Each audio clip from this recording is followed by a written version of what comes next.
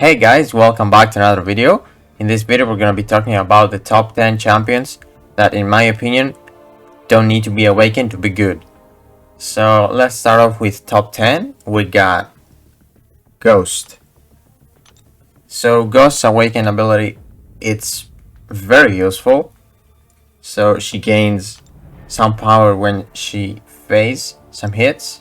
When you activate the phase, you miss some hits, the opponent misses, and you gain 5% of max power. And it's actually very useful. But she doesn't need that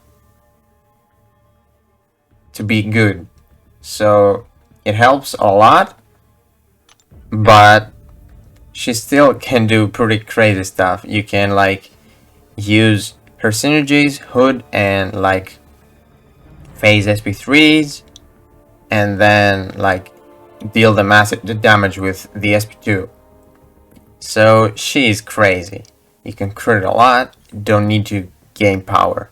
You just can't like do all or nothing fights if you don't have the Hood synergy, because if you have this awaken ability, you can phase the opponent's hits and he won't be able to generate any power because you won't be hitting him, but you will gain some power because you will be phasing and gaining some power with this awaken ability. So she's at top 10. And then we have Corvus Glaive at top 9. So Corvus awaken ability, it's pretty much the same with Ghost. It helps him a lot, but he doesn't need that to be crazy good. You have the guaranteed crits, you have massive damage with the SP2 and the SP1. And yeah, his awakening ability is just if he takes any damage like Incinerate, Shock, or anything like that, Degen even, if you have glaive charges, you won't die. You will only die if your glaive charges run out, so your 20 charges go to 0. It's very helpful in Alliance Quest if you're fighting like a Biohazard and you accidentally hit the opponent in the block and get a poison, you will survive. And you can just complete the Alliance Quest with the 1% that you have left. It's very useful, but still, he doesn't need that to do the crazy damage. Like if you use a power boost, it's over with Corvus. So he's at top 9. And then at top 8, we have a rework champion, Falcon. So the only thing that Falcon gains from his awakened ability is that his red winged lock lasts 2 seconds longer and he gains critical rating. So even if you don't have him awaken, you can start the fight with the red wing lock on. You will have 100, I think it's 100 ability accuracy reduction. I am pretty sure. Let's see. Where is it? So yeah, if you hold block, the opponent lock on, yeah, passively reduce the opponent's defensive ability accuracy by 100%. So even if you don't have him awakened, you can like ignore evade and stuff. It's pretty crazy. And I mean the critical rating and 2 seconds longer are pretty good, but you don't need that to be great. You don't need, Falcon doesn't need that to be great. So yeah, let's move over to top 7. Top 7 we have Magneto. So Magneto, only thing that he gets, not the only thing, but yeah, it says that it's preventing him to lose more than a percentage of health, which is pretty good, but it doesn't happen from the SP3, so you can't like take an SP3 to the face and survive. So it's only good like in defense, so it doesn't really matter. And he also gains some critical resistance and block penetration. It's not really anything. And then it says that this other bonus is increased by 100%. And heavy attacks deal burst energy damage. So actually the heavy attacks are pretty useful. So yeah, the heavy attacks are pretty useful. he actually kind of needs the awakening. But yeah, you won't be dealing the energy damage with the heavy attacks if you don't have him awakened. But you can still get 30 prowess, 35 prowess. And even if the opponent isn't metal, you will be doing the crazy damage. So Magneto kinda needs it to like deal some damage with his heavy attacks, but most of his damage comes from his SP3 and SP2. So he's at top 7. And then at top 6 we have Doctor Doom. Let's actually use a 5-star. So yeah, I have Doctor Doom as a 6-star. He's not awakened, and I have him at rank 3. So he's at top 6. And this guy, he said that whenever Doom nullifies a power gain buff, he receives 1 for himself, granting 20% of his max power over 3 seconds. So that's actually pretty useful, but doesn't really happen a lot of times. Only if you're fighting like, actually in alliance where I use him in the node that's called Powerful from Afar. They gain some power when we are away from them. We can copy that buff, but it doesn't really happen in like Event Quest and Act 7. And then if the opponent isn't already shocked, whenever Doom nullifies a buff, we have a 100% chance at 6200 to inflict a shock debuff again. So if you're using a heavy attack and the opponent is shocked, we will apply another shock. So basically you can spam heavy attacks. So there's a node, I don't remember how it's called, but whenever you use a heavy attack to knock someone down, they gain a fury. And if you have Doom at Sig 100, you can like get them in the corner and just spam heavy attacks. But he doesn't really need that to do that. The power control, the crazy damage from the SP3, the unblockable SP2, the incinerates. So he's at top 6. And then at top 5, we have Warlock. I'm so glad I have him as a 5-star. I actually used an awakening gem for him, but because I have a lot of them. So the only thing that Warlock gets is whenever the opponent's power is drained or burned, we degenerate them for some damage. So he only needs it for like to be great our defense, but it's not really a big degen. I mean, if he's a 6 to rank 3, it's gonna be a lot bigger if you have him at 6200. I don't know if anyone has, but yeah, he doesn't really need that to do, how do you call it? He's actually immune to bleed, poison, cold snap, and frostbite. He deals massive damage with the SP2. You can like deal crazy stuff with him. With the infections, you can like ignore heals. So yeah, Warlock is great. With his SP3, he gains some regen as well.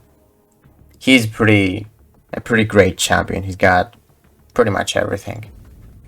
And at top 4, we have Human Torch. So Human Torch actually doesn't need the awakening. So it says that if Human Torch has 0 persistent charges and his pre-fight ability is not active, he has 11.3 chance at Sig 26 to gain 1 persistent charge. And this chance increased by a flat 14.69% every time this ability fails to activate. So, I mean, this ability can be good in like Abyss of Legends or Labyrinth, but yeah, it actually allows you to activate the pre-fight again because you can only activate it once in a quest.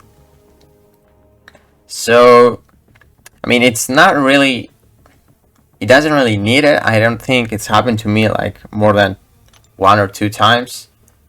But yeah, Human Torch is just crazy even without his pre-fight.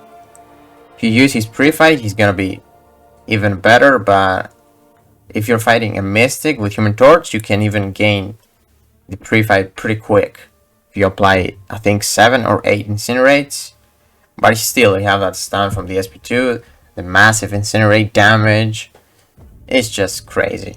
And keep in mind, you can use the pre-fight once if you don't have him awakened.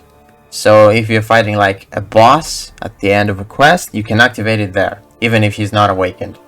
So that is why he's at top 4. And at top 3 is a champion that I'm actually grinding in the arena, because I don't even have him as a 4-star. And it is Cosmic Ghost Rider. So Cosmic Ghost Rider, you know, he's crazy. We tried to get him from the featured 5 stars, but we didn't. So it says that the Power Lock debuff triggered when reaching 5 judgments. You upgraded to a Damnation debuff, dealing some damage over 6 seconds, and opponents under Damnation are also Power Lock, Heal Block, and Fate Sealed.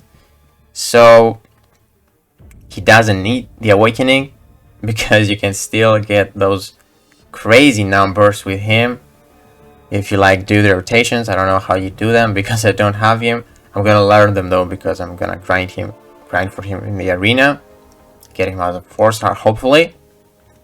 And yeah, you can deal those massive damage with the SP2s, like you can get almost guaranteed crits with the critical boost, massive critical damage. And yeah, you only gain a Damnation debuff from this. So it's like one more judgment, I think. So yeah, it upgrades it. And yeah, the opponent can be power locked over 6 seconds, heal blocked, or fate shield. But with this damage, you don't really need them to be fate sealed or power locked or heal blocked, because his damage is just beyond insane. He's got bigger damage than Ghost. So at top 2, we have Claire. So she's at top 2, and the only thing that she gains, it says that whenever she would die, she gains a death immunity, preventing death and healing 10% of her max health over 4 seconds. So if you have a death touch, and I think you gain it from the SP3, I think, let me check. So it says Claire gains death touch, lasting for 1.2 seconds per clairvoyance charge removed. Oh, so yeah, you need to fight to have a fight that lasts a little bit longer than normal. And if she's going to die after that SP3, she prevents death and heals 10% of your max health at 6 to 20. So maybe I have her as a 4-star max. I want to see how the maximum amount is. Maybe I have her maxed out. Oh, I don't want to sell her. That was close. Yeah, we have her SIG 99. She heals 18%. So in order for that to activate, you have to activate an SP3, and then if you die, you heal like 18%. She doesn't. I don't think I have used it, like not even once, because with Claire you can like power control the opponent. You can heal whenever you want to, and you can deal massive damage with the SP2. So she's just crazy. You don't even use SP3s with Claire. You only use SP2, because there you regenerate 35% of the damage you deal per hit, steal 5% of the opponent's current power, and deal a burst of damage when you are Curse of Blood, and Hellfire. So you don't even use the SP3, and it can be useful like in an event quest, but it pretty much rarely happens. So that's why she's at top 2. And then at top 1 we have Quake. So Quake, the only thing that she gets from the Awakened ability is that whenever she blocks a hit, she reflects a little bit of that damage. So it's actually doesn't really matter if you have him awakened or not. You can do all the stuff that Quake players do. You can be in the corner and evade every single hit, deal massive damage, inflict concussion, get the stun from the SP3 if you need some help. She's just crazy. Any Quake player can do that, even if his Quake is unawakened. So it's just that parry damage. When you parry, you just reflect some of that damage, and it's like 30% at Sig 99. It's not even crazy. I mean, it can be useful if you have like an aggression fury fight and you wanna like see the reflection damage. If you parry, if you have like a Heimdall and survive, might work. But I don't think I haven't tested that out. But you can always use Electro for that if you want to do that. But yeah, that's the top 10. Now I want to mention some heroes that I didn't include in the top 10, but they were pretty close. So the first champion I want to include is Domino. So Domino has crazy damage from her SP2, crazy bleeds from the SP3. She can do insane damage with your basic attacks, and she can stun. She's got crazy good synergies with Massacre and Red Hulk.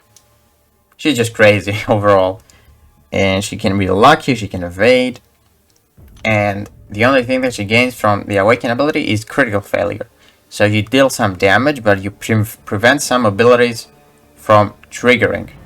So this could actually help you in a fight like Spiked Armor, even, and anything annoying, honestly. Prevents abilities from happening.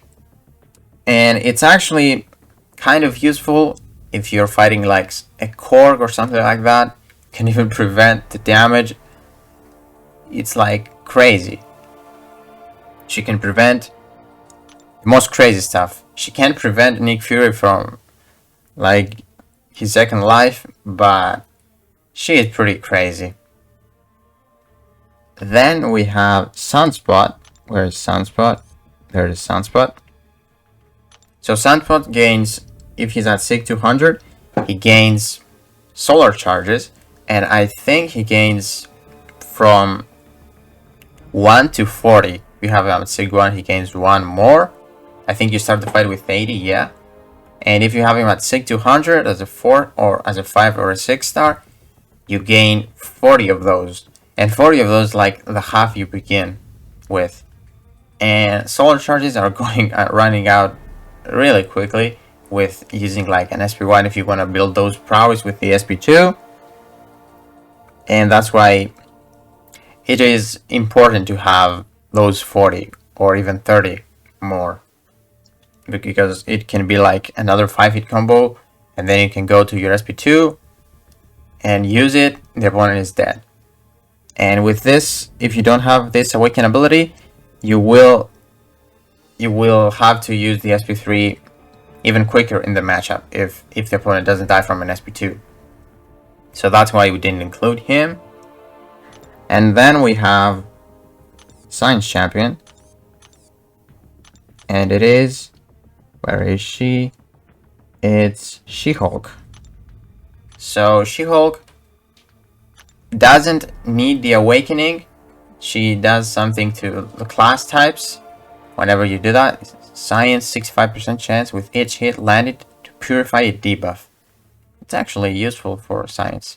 So she gains a little bit of a boost with the Awaken ability, the signature ability. But I think that those champions in the top 10 are better than SheHulk, even if they are not awakened. And that's why I didn't include her. I mean, she's a pretty good counter to, like, Unstoppable. But, yeah, some champions I think are better, even if they are not awakened. That's why I didn't include her.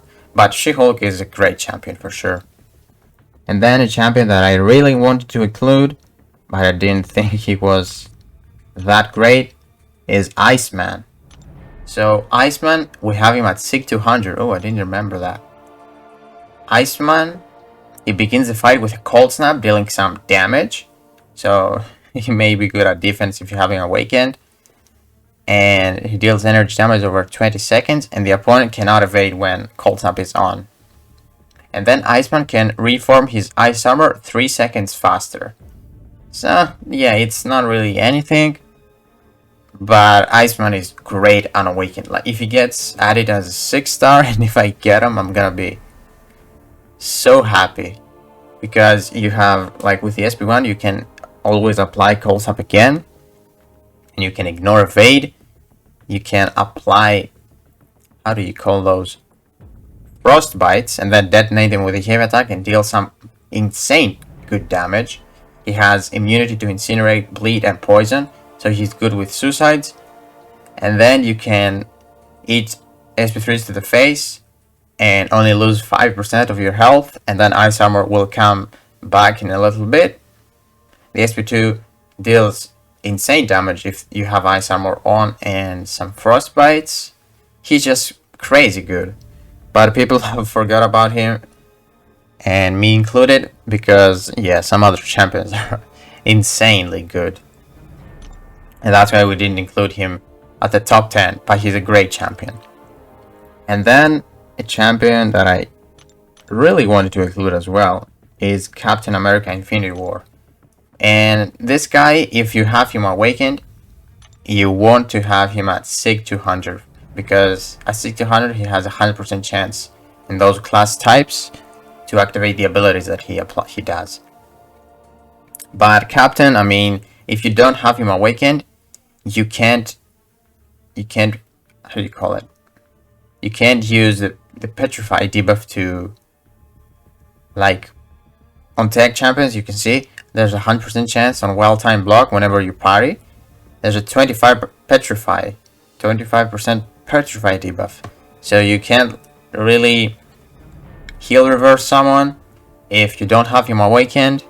Then if you're fighting a cosmic, I think it says, or if you're having a cosmic, well-timed blocks, apply an armor break, you deal more damage. With Misty, you gain 1 kinetic potential each time the buff expires.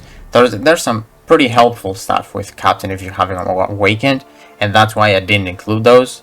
I mean, you still have the parry, you like lose 0 damage with the parry. The perfect blocks are pretty sweet. The Fury from the heavy attack is great as well. And I think if we have a top 15, he would be at top 11, because he's great even with those.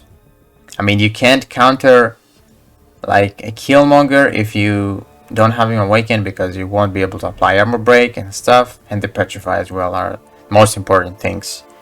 And then the last champion that I want to mention is